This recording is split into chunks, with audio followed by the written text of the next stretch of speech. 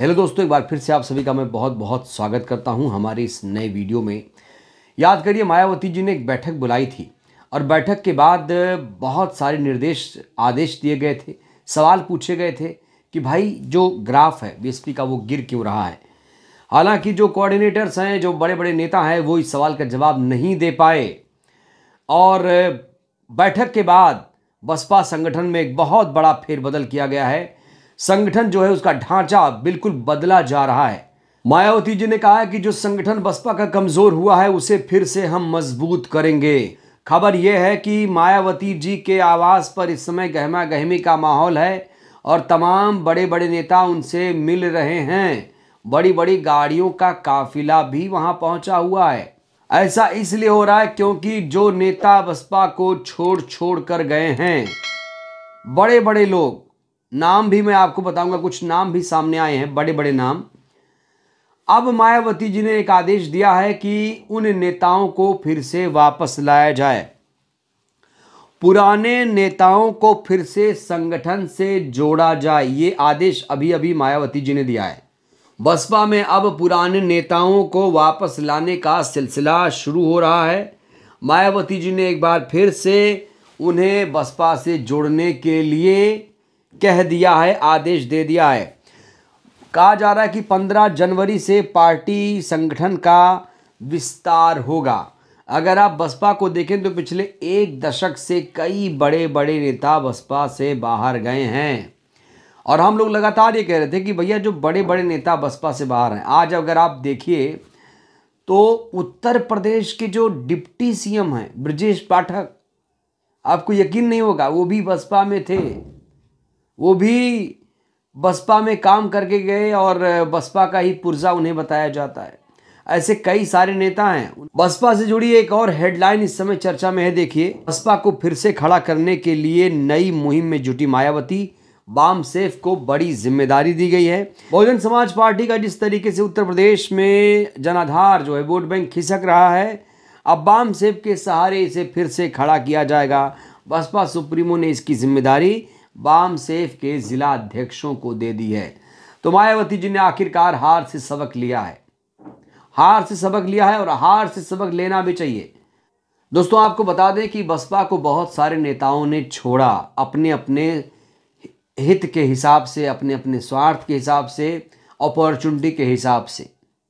कहा जाता है कि बसपा से 70% नेता निकाले गए तो 30% नेता खुद ही पार्टी को छोड़कर चले गए। यही नहीं, अन्य दलों से बसपा में आने वाले नेताओं की जो संख्या है वो भी ना के बराबर है। यानी बसपा से नेता ज़्यादा बाहर गए, अन्य दलों से बहुत कम लोग बसपा में आए। क्यों? क्योंकि बसपा का जो ग्राफ है वो गिर रहा है। लोग पार्टी में क्यों आते हैं? एमएलए बनने के लिए, सांसद बनने के लिए, पद हासिल करने के लिए। पद नहीं मिलेगा तो पार्टी में बहुत कम लोग ऐसे होते हैं कि पार्टी के लिए समर्पित हो जाएं। तो कुछ ऐसे नाम आपके सामने मैं रखना चाहता हूं जो बसपा को छोड़कर गए हैं और इसमें पहला नाम मैं ब्रजेश पाठक का लूँगा। ये भी बसपा के ही पुर्जा हैं। लालजी वर्मा आप जानते होंगे। एक नाम है राम अचल राजभर। नसीमुद्दीन सिद्दीकी को कैसे भूल सकते हैं आप। स्वामी प्रसाद मौर्य, बाबू सिंह कुशवाहा, नकुल दुबे, लालजी निर्मल, के गौतम, इंद्रजीत सरोज, सुनील चित्तौड़, ब्रिजलाल खाबरी, अफजाल अंसारी समेत 100 से अधिक बड़े नेता पार्टी को छोड़ छोड़ कर गए हैं। 100 से अधिक नेता। यानी आज अगर आप कोई पार्टी देखिए तो उसमें बड़े बड़े पदों पर बसपा से गए नेता ही काबिज हैं, चाहे बीजेपी हो, चाहे समाजवादी पार्टी हो, चाहे कांग्रेस पार्टी हो। यहाँ तक कि आज़ाद समाज पार्टी के जो प्रदेश अध्यक्ष हैं सुनील चित्तौड़, कर्मठ नेता माने जाते थे, वर्तमान में वो आज़ाद समाज पार्टी के प्रदेश अध्यक्ष हैं, जो बसपा के लिए कहा जा रहा है कि चुनौती बन सकते हैं।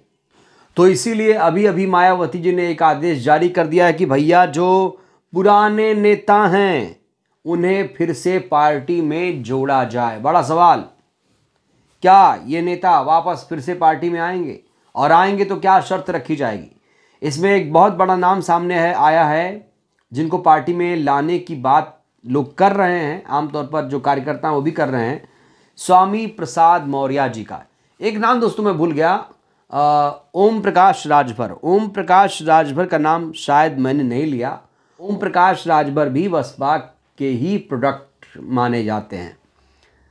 तो स्वामी प्रसाद मौर्य जी को लेकर लगातार बात हो रही है और स्वामी प्रसाद मौर्य जी पर चर्चा भी होगी। और स्वामी प्रसाद मौर्य जी को लेकर लगातार यही कहा जा रहा है कि स्वामी प्रसाद मौर्य जी को किसी भी तरह बसपा में लाया जाए। दोस्तों जो लिस्ट हमने आपको दिखाई वो ये लिस्ट है जिनसे समाज जुड़ता था और जिनकी वजह से बसपा को वोट मिलता था। पाल समाज से वोट, पाल समाज से, निषाद समाज से, मौर्य समाज से, हर समाज से मान्यवर जी ने नेता पैदा की। और मान्यवर जी जब बसपा में थे तो बसपा में नेताओं की फौज हुआ करती थी, हर समाज के नेता की फौज हुआ करती थी। लेकिन उनके जाने के बाद थोड़ा सा एक परिवर्तन आया कि बसपा को लोग छोड़ कर जा रहे हैं। अब ऐसी क्या वजह है? क्या वो बहन जी से सही तरीके से कम्युनिकेट नहीं कर पाते हैं, या बहन जी को वो बर्दाश्त नहीं कर पाते हैं, या बहन जी उन्हें बर्दाश्त नहीं कर पाती हैं? कारण कुछ भी हो, लेकिन यही है कि 70% लोग गए हैं, छोड़कर 30% लोग निकाले गए हैं। तो आप समझ सकते हैं। तो बसपा को अपने इस नेचर में भी बदलाव करना पड़ेगा। जो भी बसपा का नेचर है, माहौल है, उससे लोग ऊब चुके हैं, फेडअप हो चुके हैं। आरोप तो ये भी लग रहा है कि बहन जी के इर्द गिर्द ऐसे नेता हो गए हैं जिन्हें पुराने नेता पसंद नहीं करते थे, और कोई बसपा में आने के लिए इच्छा भी जाहिर करता है तो पहले जो घेरा है मायावती जी के आसपास वो उन्हें वहां तक जाने नहीं देता है। आपको याद दिला दूं कि मैंने राजन पाल गौतम जी का इंटरव्यू किया तो उन्होंने इस तरफ इशारा किया कि मैंने कोशिश की लेकिन हमें उस तरह से नहीं ट्रीट किया गया जिस तरीके से ट्रीटमेंट मिलनी चाहिए। सिर्फ राजन पाल गौतम की बात नहीं है, बहुत सारे नेता इस बात को लेकर शिकायत करते हैं कि बहन जी के आसपास ऐसा एक सुरक्षा चक्र है जो सही से बातों को पहुंचाता नहीं है बहन जी तक। और ये भी कहा जाता है कि रिपोर्ट जो होती है वो सही तरीके से वहाँ तक पहुँचती नहीं है, जिससे बहन जी को कहीं ना कहीं गुमराह कर दिया जाता है। ऐसे भी आरोप लगते हैं, जो आरोप लग रहे हैं वो मैं आपको बता रहा हूँ आप लोगों को। अब आरोपों में कितनी सच्चाई है तो बहन जी जाने और उनके आसपास जो लोग इकट्ठा हुए हैं वो लोग जाने। बहरहाल ये बहुत बड़ी खबर है कि बहन जी ने खुद अपनी ज़ुबान से ये कह दिया है कि भैया उन नेताओं को वापस लाया जाए। और अगर बहन जी ने चाह लिया है कि इन तमाम नेताओं को वापस लाया जाएगा, के गौतम, स्वामी प्रसाद मौर्य जैसे तमाम नेताओं को वापस लाया जाएगा, तो ये अपने आप में बहुत बड़ी बात है। और बहन जी इसे चाह लेंगी वो पार्टी में आ ही जाएगा, याद रखिएगा। और बहन जी नहीं चाहेंगे तो पार्टी में कोई भी नहीं आएगा।